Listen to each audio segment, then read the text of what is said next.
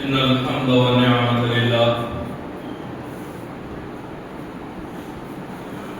والصلاة والسلام على رسول الله ثم الصلاة والسلام على خليفة الله وعلى آلهما وأصحابهما وأتباعهما وأزواجهما وذرياتهما ومن والاه. أما بعد فقد قال الله عز وجل في كتابه القديم: أعوذ بالله من الشيطان الرجيم بسم الله الرحمن الرحيم.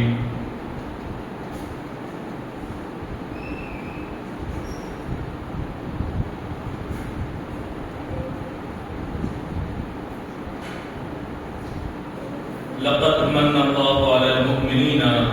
إذ بعث فيهم رسولا.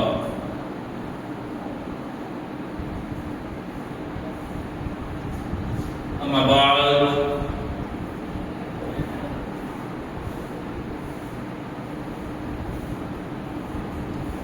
حاضرین محترم سامعین حضرات، بزرگوں، نوجوان قوم، پیارے بچوں اور بسے پردہ سماعت کرنے والی معزز خواتین، السلام علیکم ورحمۃ اللہ وبرکاتہ۔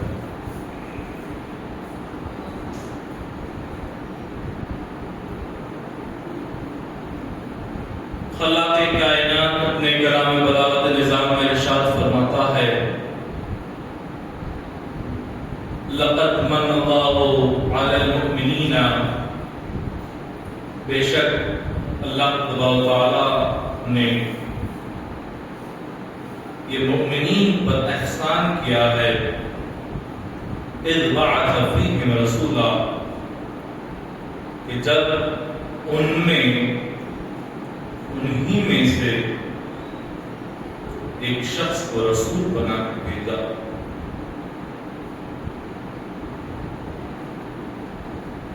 میرے عزیز ساتھیوں، جیسا کہ ہمارا اس بات سے بخوبی واقف ہیں کہ جس طریقے سے ماہ ربیع النور کا چاند نظر آیا اور عاشقوں کے دلوں میں ربیع چھا گئی، یعنی بہار چھا گیا، وہ لوگ کہ جن کے دل سالوں سے خزاں میں تھے، جیسے ہی اس ماہ مکرم کی آمد ہوئی، ٹھیک اسی طریقے سے اس چاند کی بھی آمد ہوئی کہ جسے اللہ تبارک و تعالیٰ نے انسانوں میں بھیج کر بشریت کے منصب کو زمین سے سدرۃ المنتہا قاب قوسین سے بھی بلند کر دیا، اور ہم آج تمام مخلوقات پر یہ کہہ سکتے ہیں کہ وہ ذات جو اللہ کی سب سے قریب ہے، وہ ذات ہم میں سے ہے، یعنی انسانوں سے ہے۔ ہم کیوں نہ اترائیں، کیوں نہ رشک کریں، جبکہ ایسی ذات ہم میں سے یعنی انسانوں میں سے آئی ہے۔ ہم جتنے بھی چرند پرند نباتات جمادات حجرات جتنے بھی ہیں، تمام سے ہم جو ہے ایک عزت والا رویہ کرتے ہیں، کیونکہ ان میں رسول نہیں آئے، بلکہ جنات میں بھی رسول نہیں آئے، بلکہ میرے مصطفیٰ تو ہم نے انسانوں میں پیدا کیے گئے۔ میرا عزیز ساتھیوں، جیسا کہ یہ ہر سال کی طرح یہ دستور رہا ہے کہ مجالس جیسا ہی ربیع الاول کا مہینہ آتا ہے یا جمادی الاول کا مہینہ آتا ہے،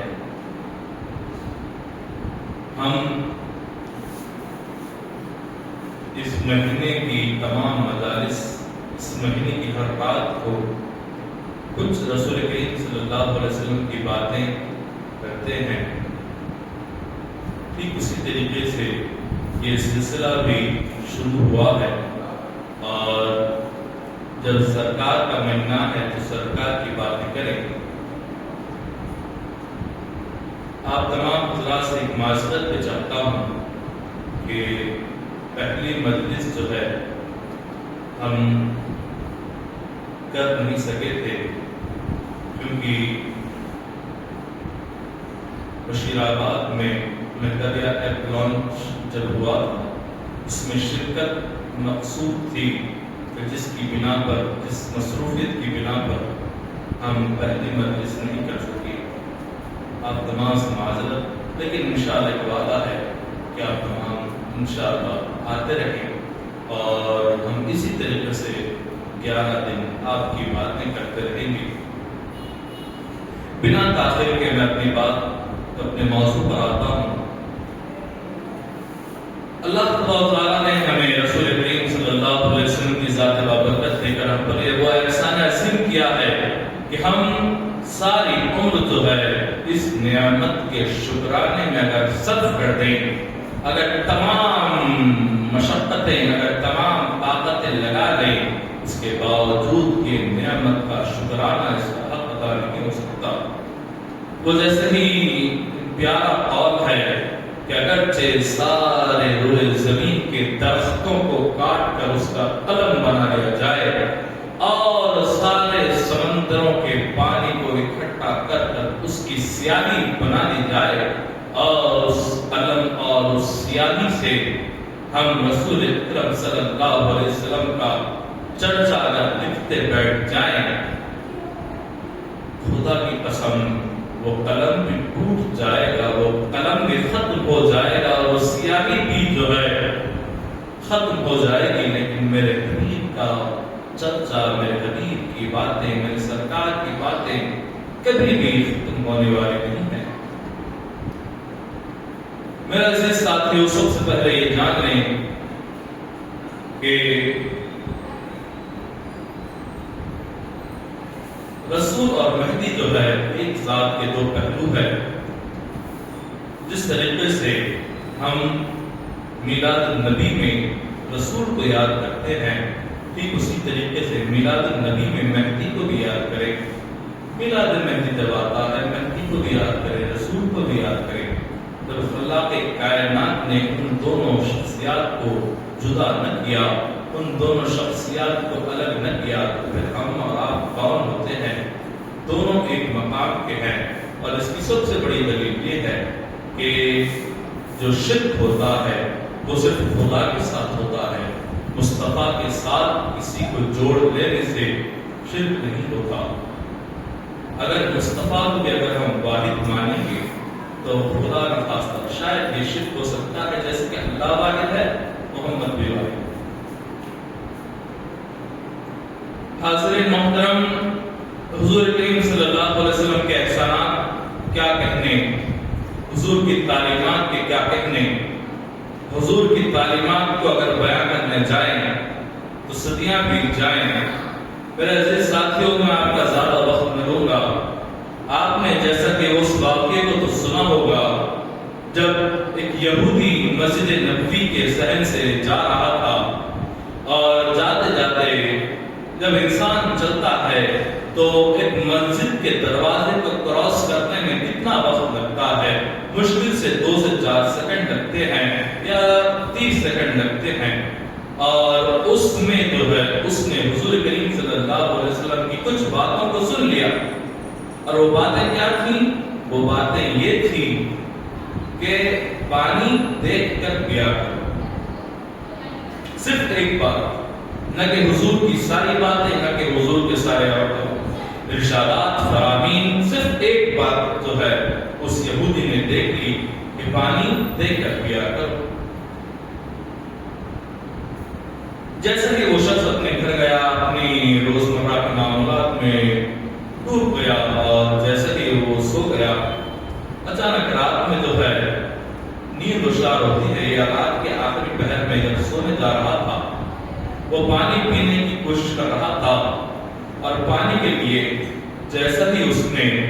اپنے کاسے میں پانی کو لیا اور لے کر جیسے ہی پینے کا ارادہ کر رہا تھا، اچانک اس کے ذہن میں جو ہے یہ خیال آیا کہ رسول نے کہا تھا، محمد نے کہا تھا، محمد بن عبداللہ نے کہا تھا، ابھی تک تو اس نے رسول کو رسول نہیں مانا تھا، فلاں شخص نے کہا تھا کہ پانی دیکھ کر پیا کرو۔ اور جیسے ہی اس کے ذہن میں یہ خیال آتا ہے، وہ شخص جو ہے اس پیالے کو دیکھتا ہے اور دیکھنے کے لیے ذرا دور جاتا ہے، اور دور جا کر چراغ کو روشن کرتا ہے، اور چراغ کو روشن کر کے ایسا ہے، اور کیا پاتا ہے کہ اس کاسے میں جو پینے کے لیے جسے پینے کے لیے اس نے لیا تھا، اس کاسے میں ایک زہریلا بچھو ہے،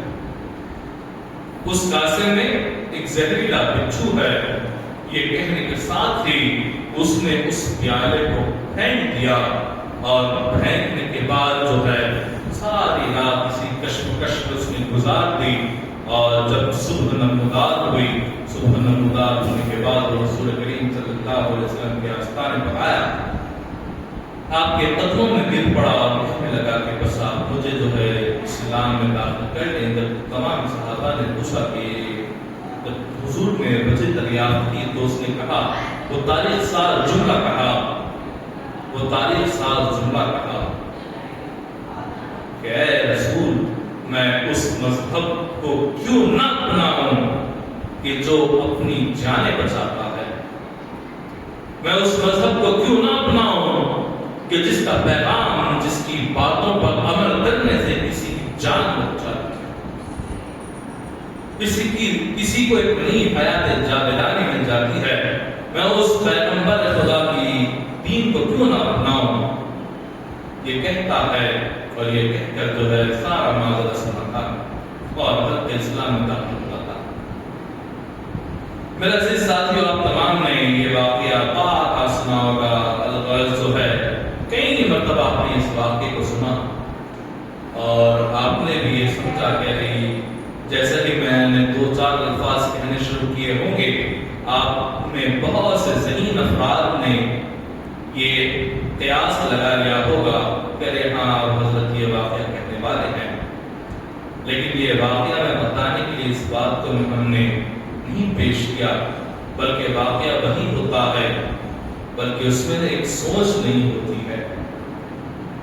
اس نئی سوچ کی قدر کریں، اس نئی سوچ کا مطالبہ کریں، اور جب کسی سے کہیں کہ ایک نئی سوچ ہمیں دیتی ہے، الغرض یہ واقعہ ہمیں کیا بتاتا ہے؟ یہ واقعہ ہمیں یہی بتاتا ہے کہ رسول کریم صلی اللہ علیہ وسلم جو ہے سراجا منیرا ہے، حضور کریم صلی اللہ علیہ وسلم ایک ایسا روشن چراغ ہے، اور آپ کی تعلیمات ایک ایسی روشن تعلیمات ہے کہ جن پر عمل آوری سے آپ کا کوئی جو ہے اس میں آپ کا کوئی بڑا کام ہے ہی نہیں، بلکہ آپ ہی کی حیات کو اپ گریڈ کرنا، حضور کی بات پر عمل کرنا ہے۔ اگر آپ حضور کی بات، حضور کی تعلیمات پر عمل کرتے ہیں تو خدا کی قسم یہ رسول کریم صلی اللہ علیہ وسلم پر یا اسلام پر یا خدا پر احسان نہیں کر رہے، بلکہ وہ آپ ہی کی زندگیوں کو بہتر کرنے کے لیے اسی منہج کو لایا گیا تھا، اسی تعلیمات کو لایا گیا تھا، اسی شریعت کو لایا گیا۔ حاضرین محترم، یہ تمام چیزیں کیوں آئی ہیں؟ تم نہیں خبر لائف کٹ آپ کی زندگیوں کو بہتر بنانے کے لیے تمام چیزیں آئی ہیں۔ میرے عزیز ساتھیوں، حضور کریم صلی اللہ علیہ وسلم کی اس بات جو ہے وہ شخص کے کانوں میں پڑتی ہے، اور وہ شخص جو ہے فوراً جاتا ہے اور جا کر چراغ کو جلاتا ہے۔ آپ تمام حالات سمجھتے ہیں کہ اس چراغ کو جلانے سے اس میں روشنی آئی۔ میں یہ کہتا ہوں کہ خدا کی قسم اس چراغ کو جلانے سے اس دیے میں روشنی نہیں آئی، اس چراغ کو جلانے سے اس کاسے میں روشنی نہیں آتی ہے، بلکہ روشنی اس وقت آتی ہے جب اس کے ذہن میں خیال آیا کہ میں آپ کی جب اس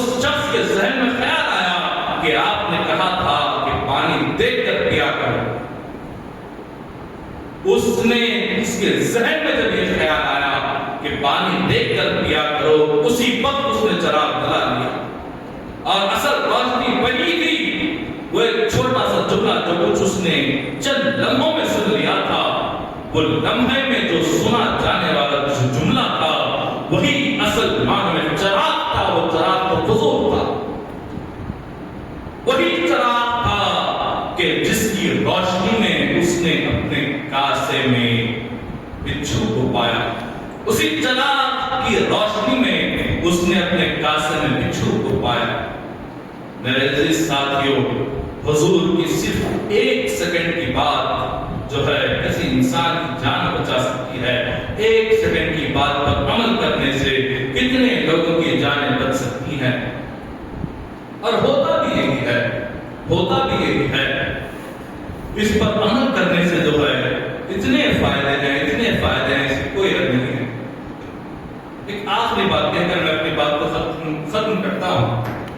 آپ تمام حضرات نے جنگ موقع کو سنا ہوگا۔ جنگ موقع ایک ایسی جنگ تھی کہ جس میں حضور کریم صلی اللہ علیہ وسلم نے اپنے صحابہ کو منتخب کیا تھا، اور صحابہ کو منتخب کر کے حضور کریم صلی اللہ علیہ وسلم نے کہا تھا کہ اے زید بن حارثہ، یہ لو علم، اور یہ علم لے کر، یہ جھنڈا لے کر سب سے پہلے سارے لشکر کی قیادت تم کرنا۔ اور پھر کہا تھا کہ جب زید بن حارثہ شہید ہو جائیں تو اس کے بعد عبداللہ بن رواحہ جو ہے وہ اس علم کو تھامے رکھیں، اور اگر وہ بھی شہید ہو جائیں تو ایک اور صحابی کو کہا کہ اس کے بعد فلاں صحابی جو ہے اس جھنڈے کو اٹھائیں گے، یعنی جھنڈے کو اٹھانا اس قوم کی سربراہی کرنا۔ اور کہا تھا کہ اگر وہ بھی شہید ہو جائیں، اور اگر وہ بھی اللہ کی رحمت میں پہنچ جائیں تو اس کے بعد قوم جو ہے اپنے میں سے کسی کو چن کر جو ہے اس کو سردار بنا لینا۔ تو یہ جو حضور صلی اللہ علیہ وسلم کی باتیں تھیں، یہ ایک جنگ تھی کہ جس میں سے آج کا ماڈرن سائنس اس پر ٹکا ہوا ہے۔ آپ تمام لوگوں نے سنا ہوگا کہ ایران کیسے بہترین ترکیبیں کر رہا ہے، اور اپنے وقت کے سپر پاور امریکہ کو ناکو چنے چبا دے رہا ہے، اور امریکہ جو ہے اتنی طاقت رکھنے کے باوجود جو ہے کچھ نہیں کر سکتا۔ قاصد ہے وہ کیوں تھا؟ انہوں نے جو ہے سیرت کو پڑھا تھا، اور سیرت میں اس واقعے سے انہوں نے سبق لیا تھا، اور وہ واقعہ کون سا ہے؟ وہ یہی جنگ موقع کا واقعہ ہے۔ آیا جسی جو ہے ایرانی پاسداران انقلاب جس کا نام ہے، ایران کی ملٹری کا سب سے اہم جو ہے یہ دستہ ہے، بلکہ ایرانی ملٹری جو ہے اسی ہی کہتے ہیں، اور انہی میں سے 2007 یا 2008 میں ایک شخص آیا تھا، اور اس نے اپنی تمام فوج کا نظام ہی کسی جنگ کے ماڈل پر رکھا، اور اس نے رکھا ہی ایسا کہ ہر صوبے، جتنے بھی صوبے ہیں، جس طریقے سے ہندوستان میں 30 سے 35 اسٹیٹ الگ الگ ہیں، ٹھیک اسی طریقے سے ایران میں جتنے بھی الگ الگ اسٹیٹس ہیں، سب کی الگ الگ ملٹری ہے، اور سب کے الگ الگ کمانڈرز ہیں، اور سب کے الگ الگ جو ہے سپہ سالار ہیں۔ اگر ایک مر جائے تو فوراً دوسرا اس کی جگہ لے لے، اگر دوسرا شہید ہو جائے فوراً تیسرا اس کی جگہ لے لے۔ تو یہی جنگ موقع کا جو نظام ہے، جنگ موقع کا جو حکمت عملی ہے جو حضور صلی اللہ علیہ وسلم نے ہمیں دی تھی، اسی حکمت عملی کو اپنانے کی جو ہے انہوں نے ہمت دکھائی، اور آج اسی یکجہتی کی بنیاد پر ایران میں اتنی قوت اور صلاحیت موجود ہے کہ اپنے وقت کے سپر پاور سے بھی جو ہے وہ ٹکر لینے سے ہرگز نہیں گھبراتا۔ حاضرین محترم، بتانا یہی مقصد ہے۔ آپ تمام حضرات کو یہ باتیں کہنے کا کیا مطلب ہے، کیا غرض ہے؟ یاد رکھیں، ہم جو ہیں قوم مہتبیہ ہیں، اور ہم وہ خوش نصیب لوگ ہیں کہ جس کے بارے میں تمام اللہ کی کتابیں جو ہے جب آئی تھی تو انہوں نے پیغمبروں کا ذکر کیا، ہر تمام نبی آئے، تمام نبیوں نے کہا کہ پیغمبر آئیں گے، پیغمبر آئیں گے، پیغمبر آئیں گے۔ موسیٰ نے کہا ایک پیغمبر عیسیٰ آئیں گے، عیسیٰ علیہ السلام نے کہا کہ ایک پیغمبر محمد آئیں گے، محمد رسول اللہ صلی اللہ علیہ وسلم نے کیا کہا؟ محمد رسول اللہ صلی اللہ علیہ وسلم نے کہا کہ ایک ایسا شخص آئے گا جو میرا تابع دار ہے، وہ شخص بھی آئے گا اور اس کی قوم بھی آئے گی، اس کی قوم بھی آئے گی۔ صرف وہ شخص ہی نہیں ہے، صرف امامنا مہدی موعود الاسلام ہی کی بات نہیں ہے، بلکہ ہمارے میں جو ہے امامنا مہدی موعود الاسلام کی بات نہیں ہے، بلکہ آپ کی قوم کی بھی باتیں حضور نے کہی ہیں۔ خود امامنا مہدی موعود الاسلام نے جو کہا ہے کہ 18 آیتیں ہیں اور ان 18 آیتوں میں 9 آیتوں سے مراد خود امامنا مہدی موعود الاسلام کی ذات ہے اور باقی کے 9 آیتیں قوم کے تعلق سے آئی ہیں۔ تو حدیث آپ بھول چکے ہو گے، مجھے میرے بھائیوں کی یاد آ رہی ہے۔ صحابہ نے عرض کیا یا رسول اللہ ہم آپ کے بھائی نہیں ہیں؟ آپ نے کہا نہیں، تم تو میرے صحابہ ہو، میرے بھائی تو وہ ہوں گے جو زمانے آخر میں آئیں گے۔ اور خود قرآن ہمیں کہہ رہا ہے سلۃ من الاولین وقلیل من الآخرین، ایک چھوٹی ٹکڑی جو ہے وہ قیامت میں قریب آئے گی۔ جس طریقے سے السابقون الاولون کی تعریفیں بیان کی گئی، جس طریقے سے وہ لوگ جو حضور صلی اللہ علیہ وسلم کے درمیان ابتدائی دور میں جو حضور کے ساتھ تھے، حضرت طلحہ بن زبیر، حضرت زبیر بن عوام اور جتنے بھی اولو العزم صحابہ ہیں، عشر مبشرہ صحابہ ہیں، حضرت سعد بن ابی وقاص ہے، حضرت عبداللہ بن حضرت ابو عبیدہ بن جراح ہے، اور اسی طریقے سے جتنے بھی ہے حضرت عامر بن زید ہیں، یہ جتنے بھی صحابہ ہیں، یہ ان کی فضیلتیں کیوں ہیں، ان کے مقامات کیوں بلند ہے؟ حضرت سعد بن ابی وقاص، حضرت طلحہ بن زبیر، ان کے مقامات کیوں بلند ہے؟ یہ لوگ السابقون الاولون میں شمار کیے جاتے ہیں، یعنی وہ ٹکڑی، وہ خوش قسمت ٹکڑی کہ جنہوں نے سب سے پہلے حضور کی مدد کی تھی، حضور کی نصرت کی تھی۔ اور یہ بھی کہا گیا کہ جس طریقے سے شروع میں بولی تھی السابقون الاولون کی، ٹھیک اسی طریقے سے سلۃ من الآخرین کی ہے، ایک چھوٹی جماعت آئے گی جو آخر میں آئے گی، اور وہ جماعت کون سی ہے؟ وہ جماعت ہماری اور آپ کی ہے، اور وہ جماعت امامنا مہدی موعود الاسلام کی جماعت ہے۔ بتلانا یہ بھی مقصد ہے کہ حضور کے افعال جو ہے ان میں سے ہمیں درس لینے کی ضرورت ہے، اور قوم کے بارے میں جب کہا گیا تو قوم میں جو ہے صرف ایک شخص کا کام نہیں ہوتا۔ حضور کریم صلی اللہ علیہ وسلم نے جنگ موطا میں صرف ایک شخص کو کمانڈر نہیں بنا دیا گیا۔ آپ غور کریں دوسرے مقامات پر کیا ہوتا ہے، غزہ یا وہاں پر ان کا حال کیوں ایسا ہے؟ کیونکہ وہ تمام جو عراق کا حال کیوں خراب ہوا، عراق تباہ کیوں ہوا؟ کیونکہ انہوں نے تمام نے مل کر اپنا ایک رہنما چن لیا تھا۔ قوم نے یہ نہیں کہا کہ ہم بھی جو ہے بہترین اور باصلاحیت بنیں گے، اور بننے کے بعد جو ہے صرف ایک پر انحصار نہیں کریں گے۔ ایک پر انحصار کرنا گویا موت کو دعوت دینا۔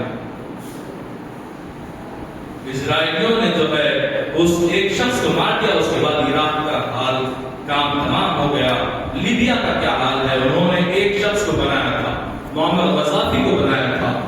لوگوں نے اسے قتل کر دیا، اور اس کے بعد لیبیا جو ترقیوں پر گامزن تھا کہ جس ملک میں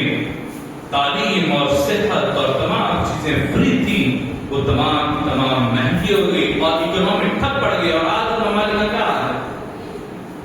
بتلانا یہی مقصد ہے، صرف ایک پر انحصار نہ کریں، ایک پر انحصار نہ کریں۔ ہر کوئی جو ہے یہ ٹیلنٹ رکھے کہ وہ لیڈ کر سکتا ہے۔ جب کرکٹ ٹیم میں جب کوچ 11 کھلاڑیوں پر تربیت کرتا ہے تو اس طریقے سے تربیت کرتا ہے، اس طریقے سے ان کی مشق کرتا ہے کہ تمام کی تمام یہ صلاحیت ہوتی ہے کہ 11 سے 11 کھلاڑی کپتان بننے کے قابل ہوتا. بتلانا یہی مقصد ہے کہ ہر کوئی جو ہے قوم کی سربراہی کرنے لگ جائے، ہر کوئی جو ہے اس قابل ہو جائے کہ وہ جو ہے